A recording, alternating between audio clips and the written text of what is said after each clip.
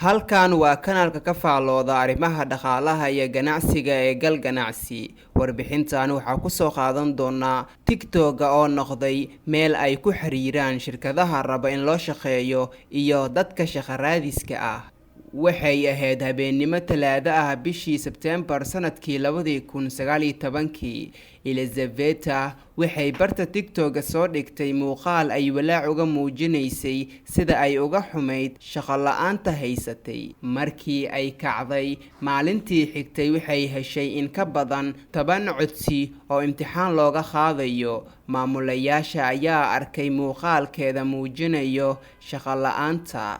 TikTok nolosheyda ayuu bedelay ayay tiri Elizabeth oo ah gabar da'yar oo ka faa'iideysatay nidaamka lagu baahiyo muuqaalada dadka shaqadoonka ah ee Career TikTok, kuwaasi oo qaarkooda shaqo ka helay barta TikTok iyada oo ay jirtay go'doon iyo shaqo la'aan baahsan oo uu sababay safmarka COVID-19 labadii sano ee la soo dhaafay. Barta TikTok ayaa noqday goob muhiim u ah oo ay dhalinyarada ka raadsadaan shaqooyinka. Halku dhiga Career TikTok ayaa waxaa daawaday muuqaalada la soo dhigay in ka badan 70 milyan, waana bar sii kobcaysa. Inkasta oo barnaamijka tijaabada ah uu socday oo kaliya hal bil, tiro ka mid ah shirkadaha wax shaqaalaysiya oo ay ka mid yihiin Target, dukaamada iibiya badeecadaha tafaariiqda ah iyo shirkado kale ayaa ka qayb qaatay barnaamijkan. Dadka shaqadoonka ahaa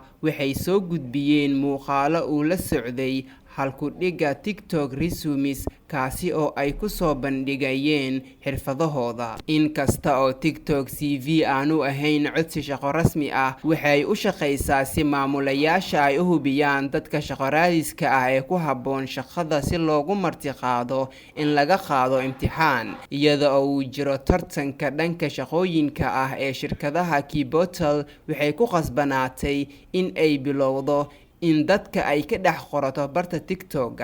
Shirkadani waxay tijaabisay in TikTok ay noqon karto madal ay shaqaalaha ka qorato tan iyo sanadkii 2019 ayay tiri Teresa oo ah gudoomiye ku-xigeenka suuqgeynta ee shirkadda. McKenna Yee oo ah gabar arday ah oo baratay cilmiga isgaarsiinta kuna sugan magaalada Seattle ee dalka Mareykanka ayaa barta TikTok waxay dhigtay muuqaal ay ku codsanayso in laga shaqaalaysiiyo bishii May sanadkii hore. Muuqaalkii ay dhigtay halkaasi ayaa waxaa daawaday in ka badan 200,000 oo qofood, waxaana la soo xiriiray ku dhawaad 20 shirkadood. Inkasta oo TikTok aanan hayn tirakoob cusub oo ku saabsan tirada dadka laga dhex shaqaalaysiiyay barta, balse guusha la gaaray ayaa ah in dad badan ay shaqooyinka ku saabsan ciyaaraha iyo madadaalada ka heleen halkaasi xilli ay muuqaalo soo dhigeen barta iyagoo shaqo raadis ah, sida ay BBC-da u sheegtay Elena oo ah maamulaha isgaarsiinta ee shirkadda TikTok.